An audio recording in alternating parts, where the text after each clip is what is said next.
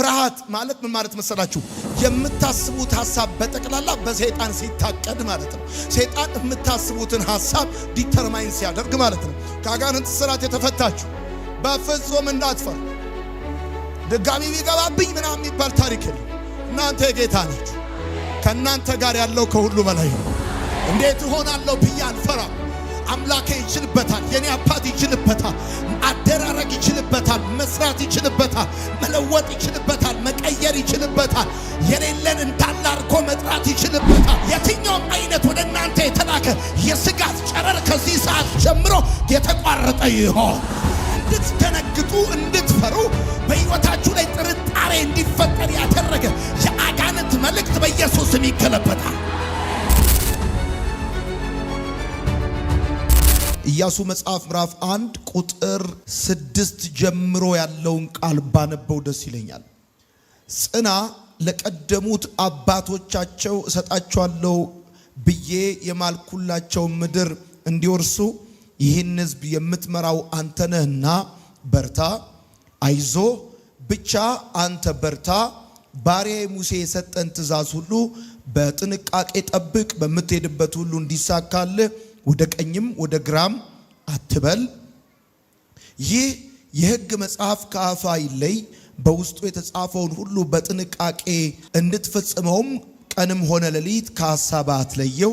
ይህን ካደረግ ያሰብከው ይቀናል ይሳካልም።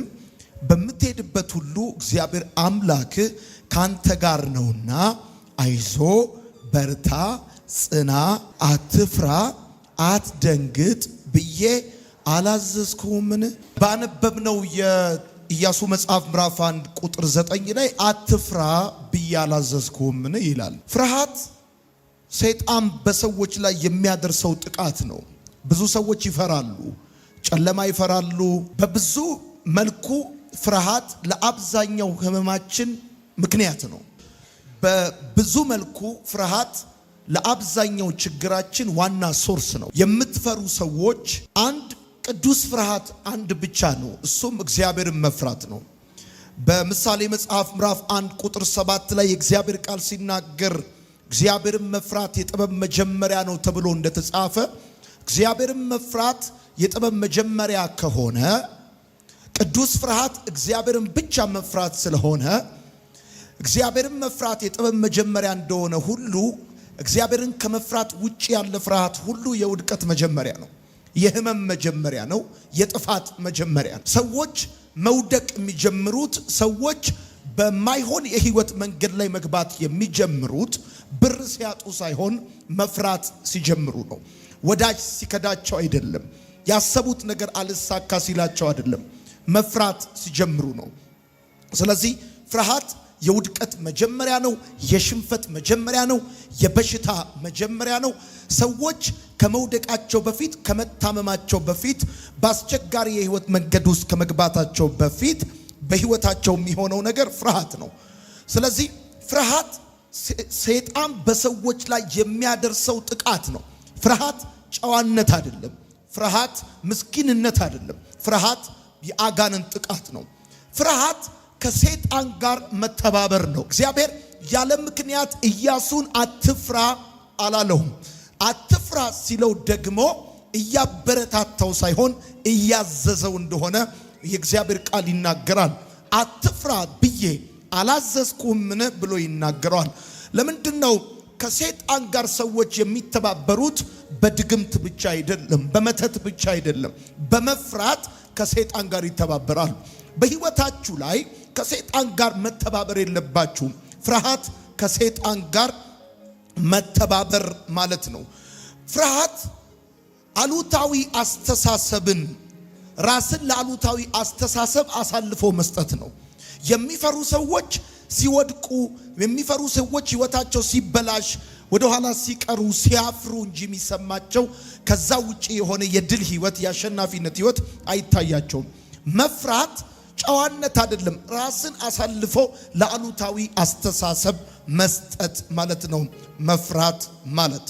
ወዳጆቼ ፍርሃት ማለት ችግርህን ከእግዚአብሔር በላይ ማድረግ ማለት ነው።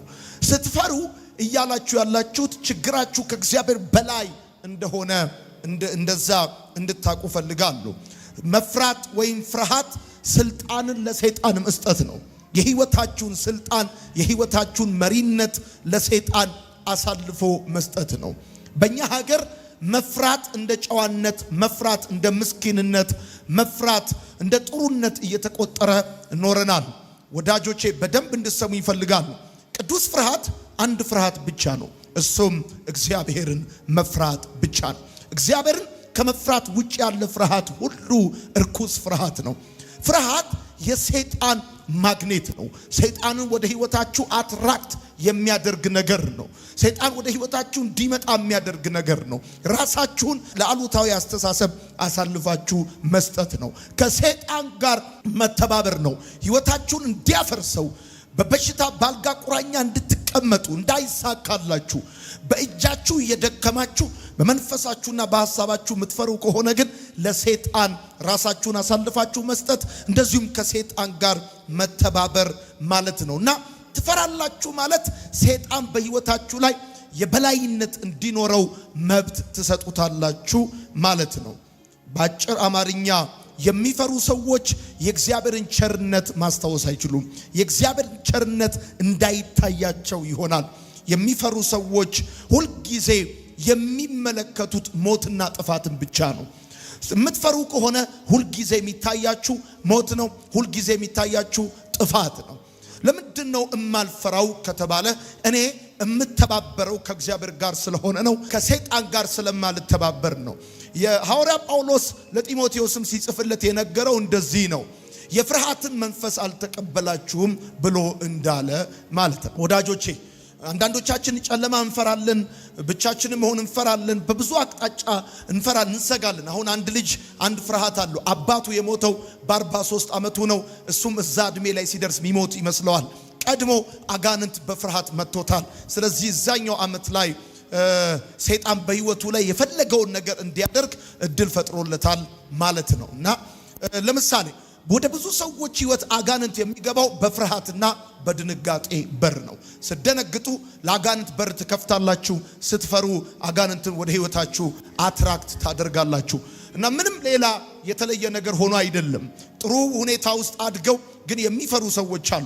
መማር የሚፈሩ፣ ብርሃን የሚፈሩ፣ መስራት የሚፈሩ፣ በሰው ፊት ቆሞ ማውራት የሚፈሩ፣ የተለያየ ነገር ማድረግ የሚፈሩ፣ መኪና መንዳት የሚፈሩ፣ በፕሌን መሄድ የሚፈሩ፣ ከልክ ያለፈ እግዚአብሔርን ከመፍራት ውጭ ያለ የትኛውም አይነት ፍርሃት ቅዱስ ፍርሃት አይደለም፣ እርኩስ ፍርሃት ነው። እርኩስ ፍርሃት ከሆነ ደግሞ አጋንንት የሚጠቀምበት ፍርሃት ነው። አሁን በዚህ ዓመት ብከስርስ እያልክ አትነግድ።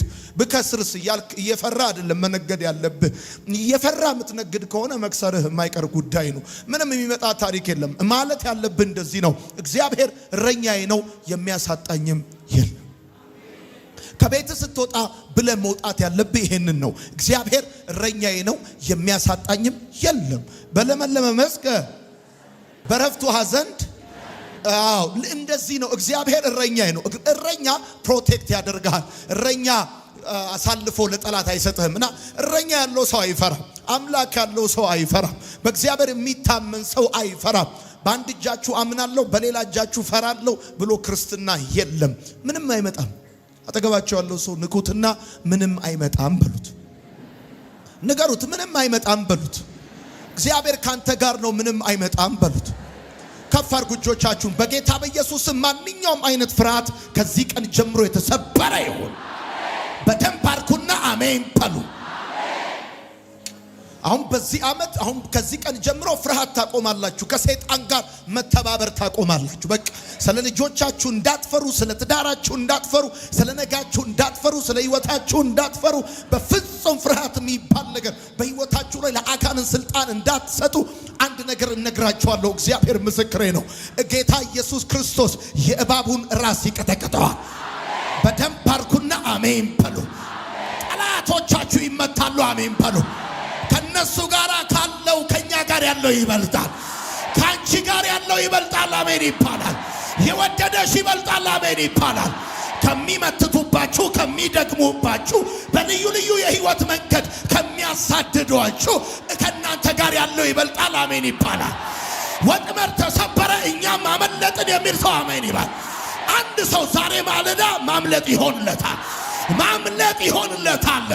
ማምለጥ ይሆንለታል። እንዴት ሆናለሁ ብዬ አልፈራም። አምላኬ ይችልበታል። የኔ አባት ይችልበታል። አደራረግ ይችልበታል። መስራት ይችልበታል። መለወጥ ይችልበታል። መቀየር ይችልበታል። የሌለን እንዳለ አድርጎ መጥራት ይችልበታል።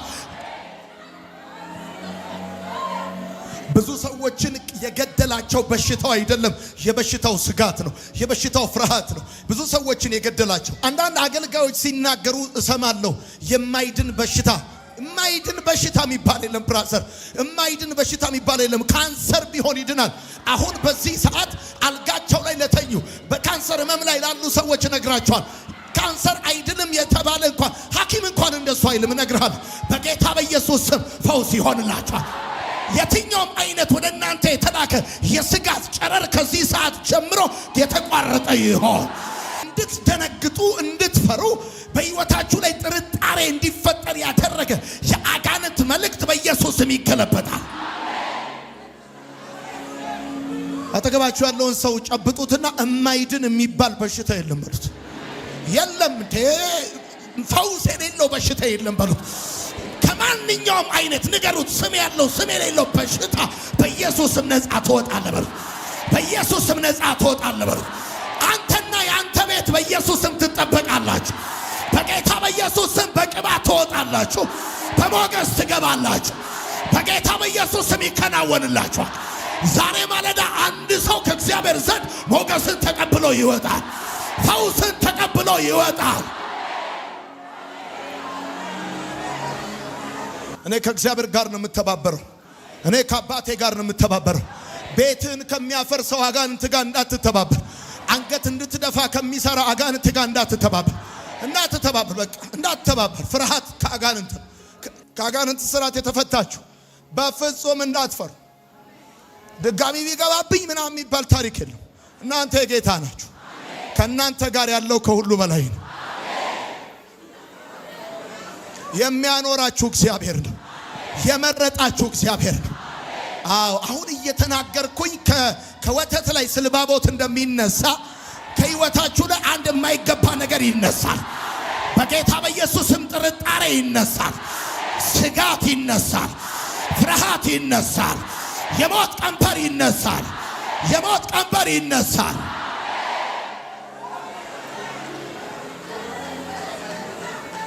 ፍርሃት ሰይጣን በሰዎች ላይ የሚያደርሰው ጥቃት ነው ብያቸዋለሁ። አንደኛ። ሁለተኛ ፍርሃት ከሰይጣን ጋር መተባበር ነው ብያቸዋለሁ። ሌላው ለምሳሌ አሁን ይላችሁ ፍርሃት ማለት ምን ማለት መሰላችሁ?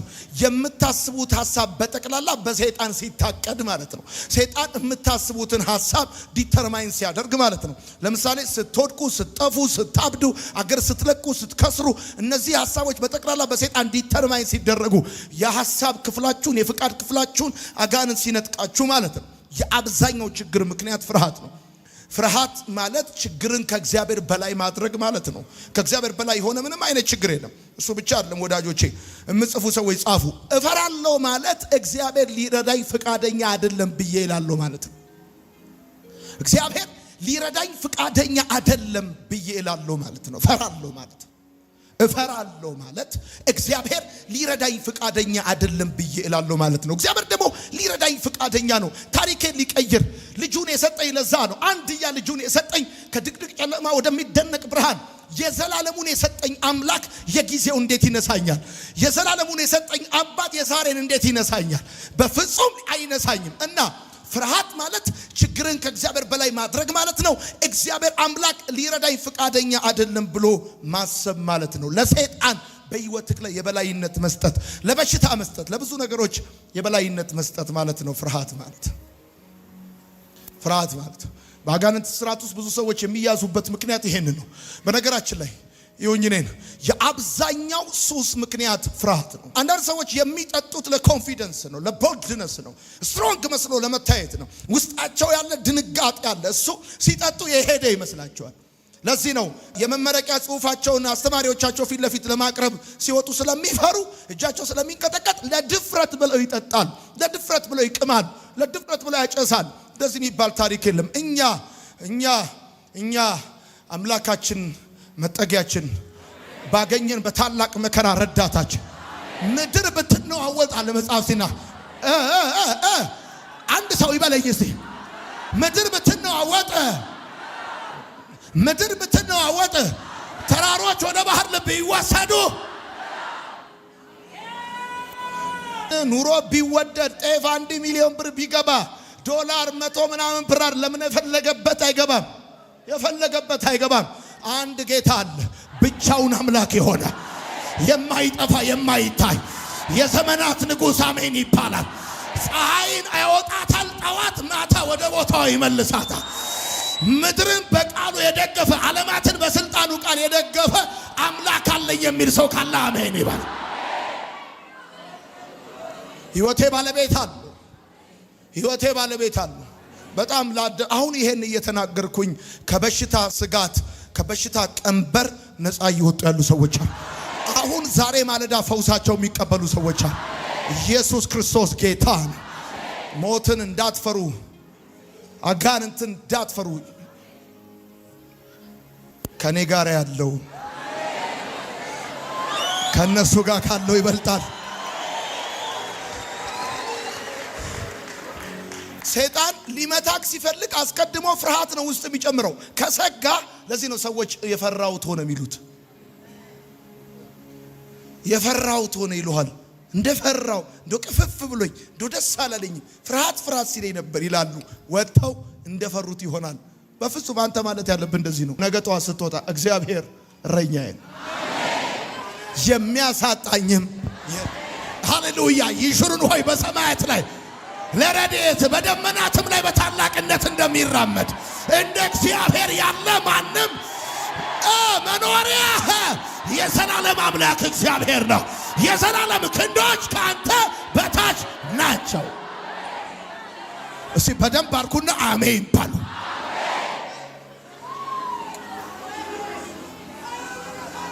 የልጅነትን መንፈስ እንጂ የተቀበልነው የፍርሃትን መንፈስ አልተቀበልንም። ሂድ ወደዛ ነው ማለት ነው። ሂድ ወደዛ። የብርታት ዓመታችን ነው። ትበረታለህ ማለት አትፈራም ማለት ነው። አትፈራም። ከቀትሩ ጋኔን ከሌሊቱ አውሬ ማነው? ይሄ የእባብ መንፈስ የድግምት መንፈስ ወሰንጋላ ጠቋር በጨለ የሚመለክ ድግምት የቡና ተላ የሚቀርብለት በበጋ አንጀት በዶሮ አንጀት የሚመተትለት ይሄ ደጋሚ አገሪቷን አንቆ ያዘ ሟርተኛ ሞራ ገላጭ ሲፈርድ የነበረ ቃልቻ ውቃቢ በጌታ በኢየሱስ ስም ይመታል። በደንብ አርኩና አሜን ባሉ። ዮናስን አሳ ነባሪውን እንደተፋው ልክ እንደዛ በረከታችሁን የዋጠ በኢየሱስ ስም ይተፋል። ጸለይኩ፣ በኢየሱስ ስም ይተፋል። ገንዘባችሁ ይተፋል። ጤናችሁ ይተፋል። ቤተሰቦቻችሁ ይተፋል። የተወሰነባችሁ ይመለሳል። ሃሌሉያ